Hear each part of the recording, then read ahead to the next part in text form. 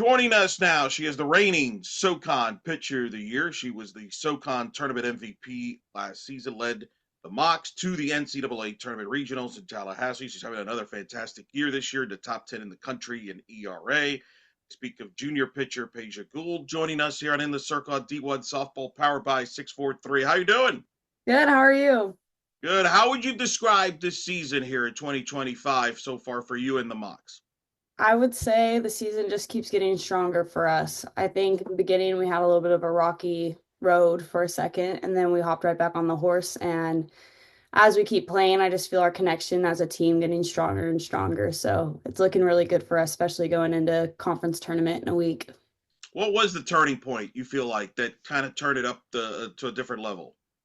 Well, honestly, not just this past weekend, but this past weekend we played a big series against Sanford. They were number one going into the series.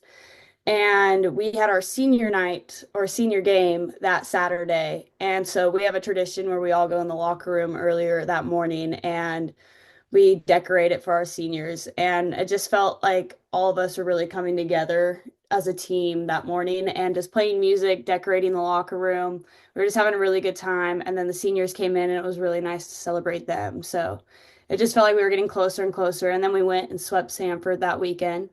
And I really felt us all connect this past weekend, which is great just because we're going straight into tournament coming up here. So that was awesome. But really, we've had a little ups and downs, but I feel our team after every game I just feel us continue to get closer. And like we all are kind of like starting to get the same mindset. Our freshmen are starting to understand what the standard is here and like how we think as a team and how it's a team sport. And I just feel us like I think for a little bit there in the beginning we were more as individuals than we were a team. But I feel like recently, I think we got called out on it a few weeks back, and I think since then it's really like I've seen the difference in how we play. Or we're playing for each other now, not so much for our own stats or something like that. How much too? I mean, you had an incredible year last year. I remember being in the Tallahassee regionals there and talking to Coach Reed, and he felt it might have been the best team he's ever coached. So with that comes expectations. Going into this year, there's probably a target in the back. Like I remember, I think you played at a Stetson tournament, and they were hyping it up as Chattanooga's in town and everything like that. Was that a bit of an adjustment period, perhaps, for some of you other players? Yeah, like we like to tell ourselves not to think about the year before, but it's hard to after the season we had last year and the bond and chemistry our team had. It was really strong, but beginning there, it was kind of like, ooh, this isn't the same team as last year. And it was only three players, but the three players we lost were great team leaders, and they brought the confidence our team like needed in the beginning that we forgot that we used to have. Like one of my teammates, Cam Cernudo, she said like maybe 2 weeks back, she was like, guys, we used to walk around like we own the place. And like we played like we own the place. And she's like, where did that go? Like that's what we carried our confidence in is how we walked around. And we were like, okay, I think that's what we need to start working on. We need to start remembering who we are as a team and like how talented we are as players and don't doubt ourselves and like what we can do all together. So that was a big adjustment when we started to think about last year a little bit, not thinking about like what we accomplished, but more how we carried ourselves last year and how that made us better. Well, you're certainly better. At least you're in the top 10 as I mentioned, the country in ERA. Just tell me the difference between you this year and where you were maybe a year ago at this time. I'd say probably my softball IQ. I think with age, you get better. Like my freshman year, I had the most amount of walks I've ever had, but it was a different game from travel ball. And so I feel like as I've gotten older, started to understand what I can get away with pitching wise and what I can't. And like mentally, like I starting to understand the batters more, like what their swing just showed me. So where I'm going to pitch this next pitch possibly and like what the count is. I'm starting to think about that stuff more. Maybe I should have already a year ago, but this year it's really helped me is just understanding who I'm pitching against, what was just called, why it was called, and probably where my coach wants it to be. Is that just experience kicking in, or was there a turning point there where like the light bulb kind of clicked? It was definitely there was a turning point in my season this year. There was one last year too. I seem to have one almost every year, but um I'd say the turning point beginning of this year first few weeks in, I was having a hard time mentally. I was just like, I don't understand. I don't understand. I don't agree. I don't understand. And then went down a rabbit hole of like the blame game. So easy to fall down. Fell into it for maybe 2 days. Picked myself back up. One of my old coaches, he texted me and was like, that's not you. Like, you're better than this. And pretty much told me, like, you need to like how to approach every game and every pitch. And literally after that text message, I carried it into my next game and my numbers completely changed from the beginning of the season. It was he told me like step one, you get the pitch. Step two, you imagine where you want it. Step three, you step on the mound. Step four, breathe, throw it, and then repeat. And it was like, don't think negatively. Like I've learned is that you got to have the most amount of confidence in everything you're throwing. If you throw something without confidence, it's not going to do what it can. So I've like learned the power of confidence in every pitch you're throwing this year. Well, you're not alone, too. That's the thing that you've known the last 2 years. You got good depth in the pitching staff. So tell us a little bit about the rest of the pitchers that complement you. Yeah, so Taylor Long, excuse me, Taylor Long, Alyssa Labdis, and Riley Lamb. So me and Taylor are the same age, and I've had the best time pitching with her throughout my career.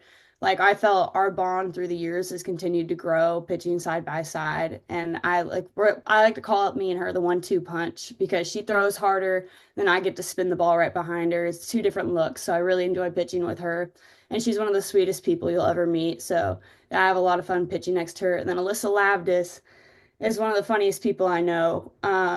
Like humor is hard to understand, but it's so funny because it's just so weird. But she's very talented too. She's one of the hardest workers I've ever met too. Like if you go to the weight room, she's probably working the hardest in there almost every time. Um, but she like I love watching her and like trying to pick up like her work ethic. It's been really fun and like trying to be more like her in that aspect. And then Riley Lamb, she's young and she's it's so fun like watching her grow, especially this season. I've like first few games she was pitching in, I was like, dang, she has made a jump. Like you could tell she was working hard on her off time. So I've really enjoyed like seeing her grow throughout the years. And it's really helped you, too. I would assume you complement each other, you talk, you communicate there, and it's helped you with the team success with having that depth because it's hard to be just dependent on one arm. It's Mhm. probably kept you fresh throughout the season, Yes. and all of you fresh for that matter. Hmm. For sure. Off- Offensively, you lost one of the big bats. That was the big question I think a lot of people outside the program had was the offense identity because you lost some big pieces there. Tell us about your offensive identity this year and how you've been able to have this now again another potent offense. Yeah, so those three girls, like I said, were carrying the confidence, especially at the plate. So like first weekend we came in when we played Greensboro, our first game, we hit really well against them, and the demeanor of us was what we had last year with that confidence at the plate, like I'm gonna hit the ball, throw me whatever you want, I'm gonna hit it and I'm gonna get on. And for a second there, that's when it wavered right after that. And we were kind of like, where did that confidence go that we had against Greensboro first game? I brought it up again 2 weeks ago. I was like, hey, that first game against Greensboro was a whole different team than we've been recently. So those three definitely carried the confidence, but it's been really awesome seeing like Cam Cernudo like step up as one of our seniors, and she is one of the ones like confidence is what makes us who we are, and like we're Chattanooga. Let's remember that. We've had a great like run. Our history is strong with like wins and stuff. So Cam's really stepped up and just been like, hey, confidence is are like what we ride on. And so that's been the difference, I feel like, last few weeks is our confidence at the plate, which they had. We lost, and now we're getting it back again. The beauty of hitting, that's the thing, right? It's kind of a confidence build. You know, every day is a new day there. Let's talk about your growing up. What got you into softball? Probably my dad. My dad's like an all-around athlete, but he was playing volleyball in college, but dad got me into it. Grew up playing some rec ball, went into travel ball maybe a little too young. There was one year where I was like, I don't want to play softball anymore. Like I really like I was gonna quit. And I was like crying to my dad one day, and he was like, "No, you're not." I was like, "No, I really want to, Dad." And he said, "You're gonna give it one more season." And he was like, "I'll be your coach." And he was like, "I'll make sure," because I was having a hard time with the coaches I had. It was a little rough for me. And I maybe was a little too young for the coaching I was receiving. at the time, so it scared me a little bit, and I thought it was a sport I didn't like. But my dad said, one more time, I'll be the coach, and I'll make sure like it's a fun game. So I went back to rec ball, so where it's not as like competitive on you, especially at that age. And after that, I never questioned my love for the sport again. And it was a fun season. Grew up playing for a small town team called the Gators. We were out of Stockton, California, and it was just a bunch of local girls. And as I got older, I started to notice that not a lot of people play for their local teams anymore. The higher the level gets, it's more you're driving like an hour or two for practice sometimes. So once I got to high school, as a freshman, I was told there was a chance I'd make varsity, which was not in the picture for me when I first walked in. I was like, no way. Like, you got to build freshman JV varsity. But there was a chance my freshman year I'd make varsity, and then I ended up making it. And my teammates, all my like senior teammates were like, you got to go a little bigger with your travel ball team. They're like, if you want to go play in college and you want to play for a good school, you got to make the move. And so, and it was becoming the end of the Gator era for me. A lot of our girls started to realize softball might not be the right track for me anymore. So I think about three of us continued to play post Gators, but moved on to the Bat Busters, played with them, went through a few of their teams in the organization, jumped up, started like the lower level teams and continued to jump. I didn't want to jump to like the big team right away because I was like, I still want to play. So like I could make it, but I want to make sure I can still build my talent and like get better with game experience. And so I slowly worked my way up. I ended up playing for Dennis Gomes my last 2 or 3 seasons, and that's my second team with Todd Clark is when I played with Aaliyah Jenkins at UNR. And then I played with Bailey Clark and Maddie Clark at UNR my senior year with Gomes. And that was a really fun team. A lot of the girls ended up playing college ball. Like Randy Rolling was one of my old pitchers. She goes to Georgia. Yeah. Yeah, and I'm super proud of her. That was awesome to see that she's at Georgia now and she's doing really well. So that was a really fun team to play with. And then came to Chattanooga, sent out like 400 emails one day because it was COVID and I was freaking out. I was like, I don't know how this recruiting thing works. And Chattanooga emailed me back, and I really forgot like who I emailed because there were so many colleges, and I was like, "Who's Chattanooga?" And then I saw the email, and I saw it was in Tennessee, and my like eyes lit up. I was like, "Oh, I love Tennessee! Like, I want to see Tennessee so bad. Never been yet." But I emailed just all schools out of California. I knew I was ready to see the world a little bit more, and I thought, what better time? You can always come home, but you can never leave the state randomly.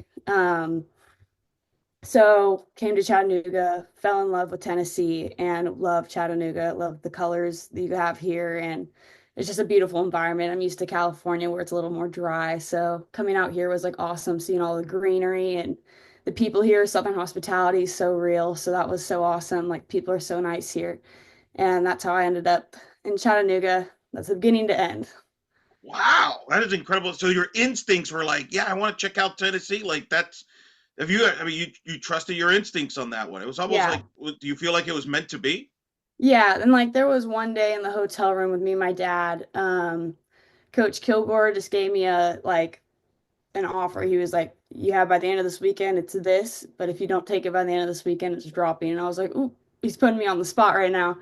And so went back to the hotel room with my dad, and like he randomly like he was packing, and then all of a sudden he goes, "Why aren't you committing here?" And I was like, "I don't know."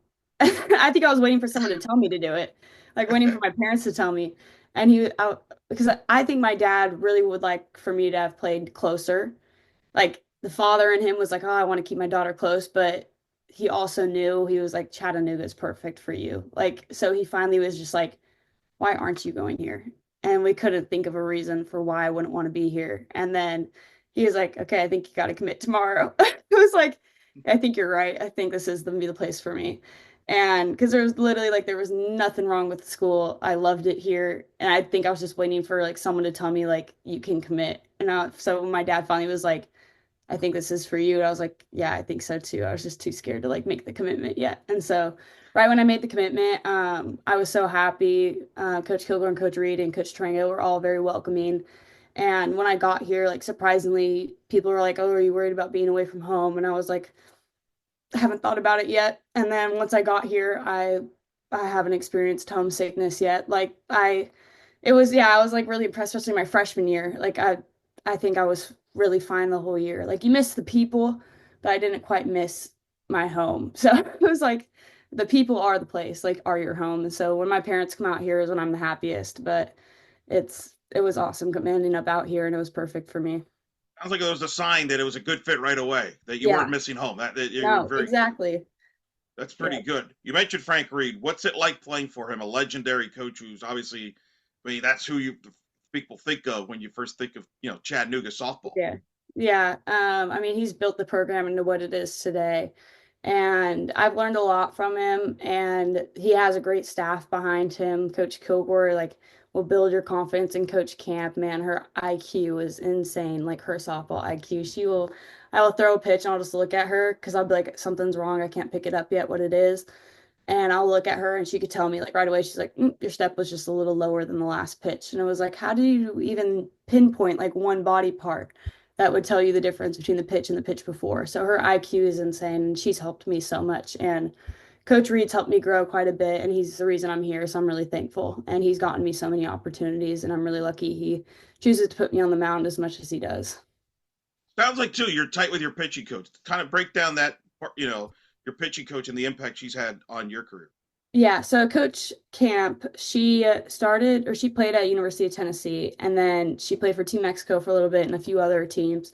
But like my bond with her has grown over the years, and it's been really fun learning from her because like just hearing her talk about like what she notices, I'm like, dang, like I want to be able to see the game the way you're like through your eyes. Like she'll talk about like drills they did at UTK, and so I think that's part of the reason like she's understands the game so well, and her game's so quick. Like I always think of like dang, if you had her at third base, like she I don't know how many runs would score every game because she's just so on everything. Like she knows like base runner could have went from first to second, like we were sleeping there. Or like she just can pinpoint where we can always get better. And the game's just so much quicker in her mind. And it's so awesome just to hear her talk about it. That is incredible. Yeah, she was a great player there and doing a great job as a coach. I think people started taking notice of you maybe from the outside the program, maybe last year.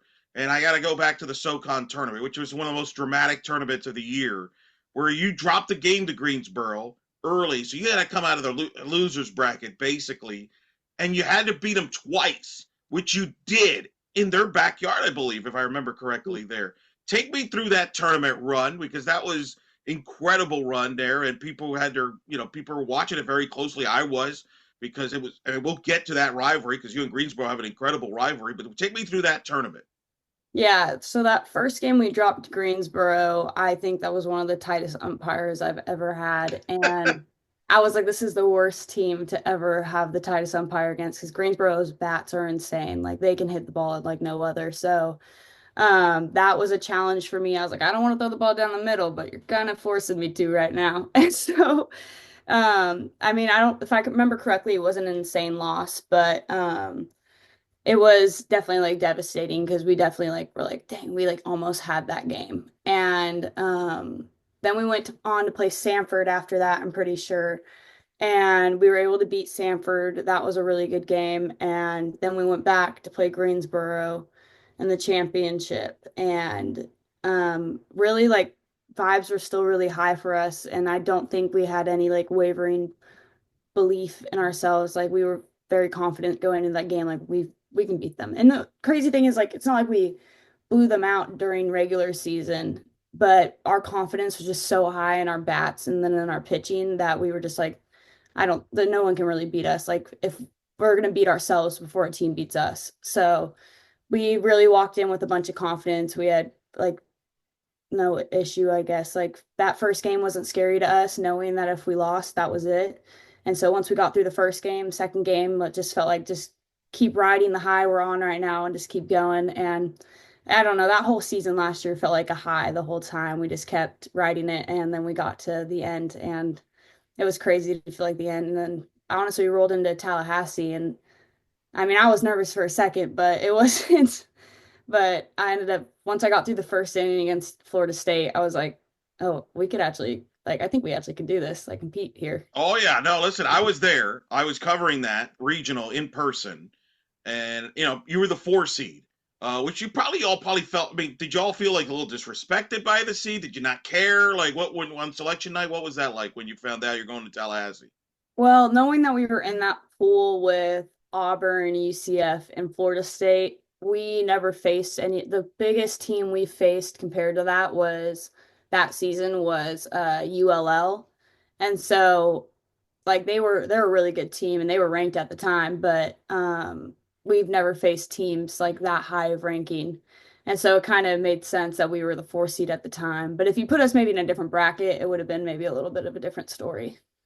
Well, I remember there because that Friday was wild because UCF and Auburn played a wild game right before you, where Yeah. UCF came all the way back, and then you mentioned it. You get the ball against that talented FSU team, and you're shutting them down. And this was like pitch for pitch duel here. Both teams, you had the lead, and everybody now in the country. Because I remember my phone started to blow up because you had the lead late, and everybody's like, "Oh my goodness, they're going to do this!" And it was a high level game. They got a couple of kind of I don't want to say fluky hits off of you, but it was not well hit, which is always Yeah. frustrating as a pitcher there. But you had them on the ropes there. Take me through that game because that was a great game. And I know it didn't end the way you would have liked the next day against Auburn, but I'll never forget when you got taken out of the Auburn game. You got a standing ovation from a lot of the general fans. I don't know if you recall that, but you gained a lot of respect from the non-Chattanooga fans, if you will, quote unquote, just from softball fans in general. What when you look reflect in that Tallahassee regional, what comes to your mind? Yeah, I just remember the night before I was freaking out. I was like, this is FSU. They were ranked like 15th at the time, maybe, and I was like, there's just no way. But I was like, I've never like in the past, we played Virginia Tech my freshman year, and the game I pitched, we lost 4-1.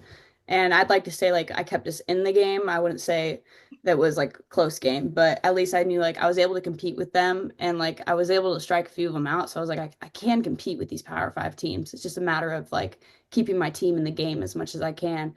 And so going to that game, I just like one of the big things for me mentally is I like to recall my good like outings and like think about all the positive things I've done before. So I like can tell myself like, hey, you've done it before. There's nothing different than this game to this game. And so the night before I prayed a lot and like one of the verses, I can't remember what it was, but I was telling myself like no matter the outcome of this game tomorrow, like God's still going to be there. He's still going to love me the same. Like last year, a big revolution for me was remembering that my life doesn't revolve around softball and my identity is not in softball. So no matter the outcome, God's still going to love me the same. And this will end like at some point. You got a life beyond softball, but so just a lot of praying the night before. Showed up. Definitely the atmosphere at FSU was insane. I loved it. The fans there were really nice, especially after the FSU game to me. But fans there were rowdy and it was super fun environment. Like I loved it. And it just makes the game so much more fun having that fan base like behind you. Even if there weren't for us, it was still so fun like hearing them cheer for FSU. And so went out and then once I got into that first inning, I threw the first few pitches and I was like, ooh, they're kind of missing the ball right now. I was like, no way. And I was so got through that first inning and I was like, and I knew one of their hitters my team kept telling me about was really good. And I was like, once I was able to get past her, I was like, dang, like we're actually like in this game. I was like, we could actually compete here. And so I was like, I just got to stay within myself, not try to overthrow the ball. One of like a big learning curve for I think a lot of girls, especially me at some point, is that if you throw the ball harder, you're not going to get the same results as if you spin the ball. And sometimes when people like think I need this strikeout, they think I need to throw the ball past them, but in like a speed way. But like I like have to remember my game's spin. My game's not going to be speed. And so once I got through this first few innings, I was like, dang, we're in this game. And then we got the lead. And I do remember the dink hits killed me that game. Like there was one down the second base or the 3-4 hole, and then one right behind my head. I was like, dude, Yes. I was like, there's nothing I could even do about it. And I think that's the one they scored on was the one behind my head. I was like, no way. And then I do remember I gave up maybe one big hit. I know I missed my spot on that pitch, but I do remember like I just love thinking about how close we were, how much we had. It's still like disappointing to think that we lost it, but it was a good game and it meant a lot to be able to stay in that game with them and just showed like where what our team could do. Yeah, that was late. Um, Yeah, that was late in the game. I think only one ball had left the infield in that inning. Like yeah, that was it. It wasn't like they were like squaring you up or anything. yeah, In fact, I mean, I remember because I was there, like I said, covering it from the for D1 there, and the crowd was nervous. They were like scared of you at that point. Like you could sense a yeah, tense. And then I remember even talking to some of the FSU staff afterwards, and they were like, oh, thank goodness. Like they did not enjoy playing going against you. They were just relieved they survived, yeah. which is the No, ultimate respect there. yeah, I remember that. And then after the game, I just remember going up to my dad and I was just like, dang, dude, we had it. And a few of the coaches came up, or not coaches, sorry, a few of the fans for FSU came up to me after the game and they're like, you pitched a great game. And I was like, I was like, you guys don't know how much this means. Like, I really appreciate it. And one guy, he's a travel ball coach, and he was like, I wish I had my team here to watch you. And he was like, you were a prime example. And I finished the sentence for him because I think I knew what he was gonna say, and I didn't want him to have to like say, "You're slow." So, um, I was just like, a spin is like sometimes better than speed in some aspects. And he was like 100%. He was like, it was awesome seeing that like you could move the ball and you're just as successful as someone who's gonna throw the ball maybe like 68 miles an hour. It just shows that it doesn't always have to be speed. It can be spin. And like, I don't know. I love being able to spin the ball. It's a lot more fun when like you look and they miss the ball and it's like, "Ooh, I was like, you almost had that." Sounds to me like you learned a lot from that regional that you're going to apply here coming up in the postseason with the starting with the SoCon Conference Championship. Is that accurate? What are some things that you're going to remind yourself from that postseason run that you're also going to remind your teammates about? Stay within ourselves for sure. Play your game. Don't change your game to who you're playing because you've gotten this far doing what you've done the whole season. There's no reason to change it now. And so stay confident, stay within yourself. And last year, I didn't really have Taylor next to me because she went through an injury. And this year I do. And so I'm really excited to see like us be able to be the 1-2 punch I know we are into this conference tournament. I'll never forget the post game and how you all were very tight. Like it was emotional, but it wasn't emotional because you lost. It was emotional because you realized, man, we're not going to hang out too much longer as a group. There, Yeah. chemistry there. Do you feel though that you're right there with this year's team, like last year, from that standpoint? Now at this point, Yeah, I do. I feel like after the weekend's over, especially like this past weekend, I was like, dang, tomorrow we have off. I'm not going to see you guys. So it's really fun being together again and just knowing now that we're all on the same like wavelength and we all have the same mindset going into the game. So it's really fun just hanging out with each other now and just knowing the job that we need to get done every game we go into. And then after we can celebrate. And after the games, we always pray about it. And that's when finally I feel like all of us are able to relax and calm down is when we finally hit our closing prayer for the game day. We usually have an opening one, and then I have my own before games because I feel like this season there's been a little bit of like more pressure coming off of last season, going to a lot of these games and seeing that I'm getting a lot of opportunities. So I feel like I got to be better every time. And so praying a lot this season has been huge for our team, especially for me. It finally like relaxes my nerves going into the first inning. And so pray, get through the game, and then as a team, we're all able to relax and finally like come down and be ourselves again or like chill out with that closing prayer. no, it's good. And this year in particular, that might help you because the SoCon is stacked this year. Like it's always been a good league, but this has been arguably one of the best years in the history of the program. It's in the top 10 conference RPIs right now. It's the toughest conference in the sport. I think it's number 9. Obviously, you've been battling with Greensboro. What else is new? They've got a Yeah. good ball club once again. They beat NC State, I know, recently, earlier the years. You got Hmm. Wofford, who's having a great year, and they got good facilities. I believe they're hosting the conference Yep. championship. Mercer, who basically won the state of Georgia by beating Georgia and Georgia Yeah. Tech. Just describe this league because it's an underrated, sneaky good league. And this year in particular, again, as I mentioned, I think it's the number 9 toughest conference as we talk.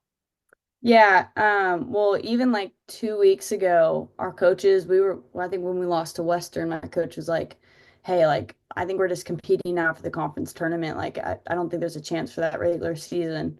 Then all of a sudden, Mercer gets hot and takes out Greensboro, which was completely random. And we were able to sweep Samford, which is huge because they were in first place. And we ended up jumping from third to first, which we didn't see coming because we were just like, oh, like now we just got to get through it and get to the conference tournament, which matters more if you want to go postseason. And so you're like, it's okay. Like at least like our eyes are still on the prize. But now we're in first again, which is exciting. And Mercer, like I watched the Mercer Georgia game and I was like, no way. No way. And like we just played them. And so we were just like, where did this come from? And then yeah, they beat Georgia Tech too. Heard about that. I wasn't able to watch that game. Georgia State they beat too. So Yeah, it's insane. The way they've been up and down. So it's like, okay, conference tournament time. They're hot right now. They're really a team we want to face anymore? And so it'll be exciting to face them hopefully in conference tournament. And then Greensboro's just always been a hot team and they've always bring the bats and it's always like a hitting duel against them where it's just like pitcher against their hitting, like just who's gonna beat them out that day.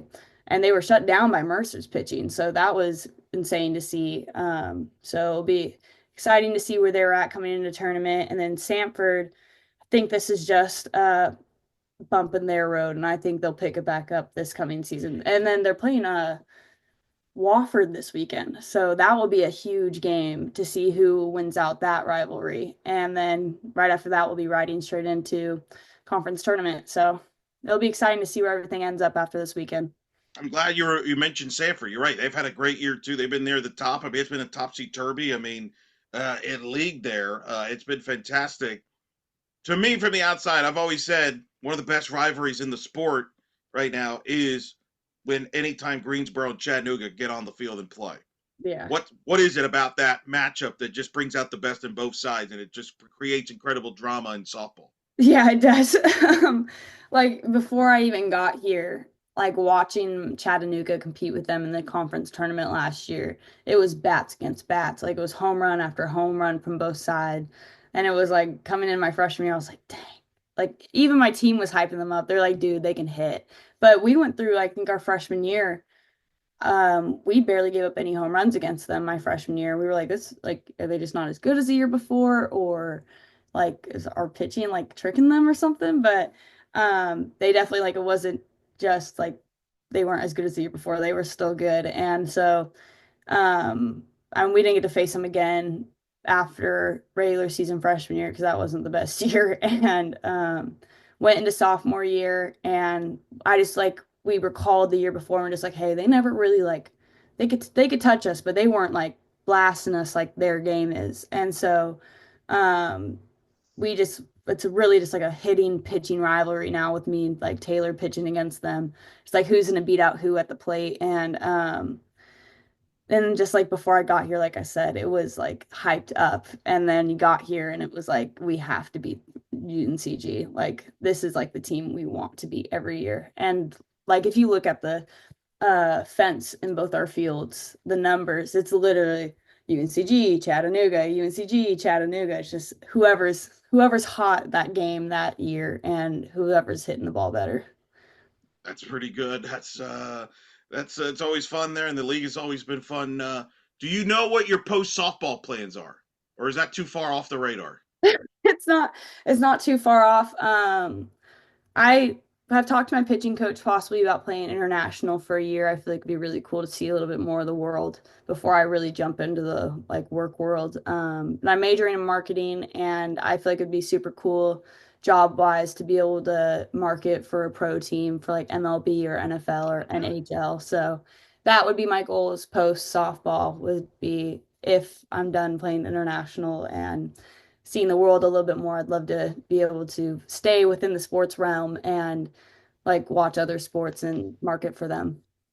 Commentary too. I think you've got the voice for it. You got the knowledge for the commentary there. Oh, Like thank you. you My could be dad's real. mentioned it. He was like, maybe you should think about it. I was like, No, I'll I check. mean, like you've analyzed this conference better than most traditional analysts do. So that that's breaking down the SoCon. So I'm down for that. Plus, you mentioned it, and I'll leave you with this. Obviously, you mentioned Jenkins earlier from the Valley. He's having a historic, incredible year for her. You played Yeah. with her. How much do you all interact? How much do you follow her and what she's been doing? And you never know. I mean, if things work out for both of you and you both are in the tournament, maybe you're in the same bracket. You may have to face her. Dude. Oh, I faced her in high school too. And that Ooh, was like she was my teammate, and I was like, no, like I can't let her hit me. Like we have to practice next week together. And so we would go back and forth in high school, and like I'm so thankful that was the only time I had to face her at the plate. We'd go back and forth, and I remember one time she finally got a hold of one against me, and I had her with this pitch like three at bats before. I kept just hitting that spot, and I'd get her. Finally, she made the adjustment, took me a yard, and biggest bat flip I've ever seen. I was like, no way.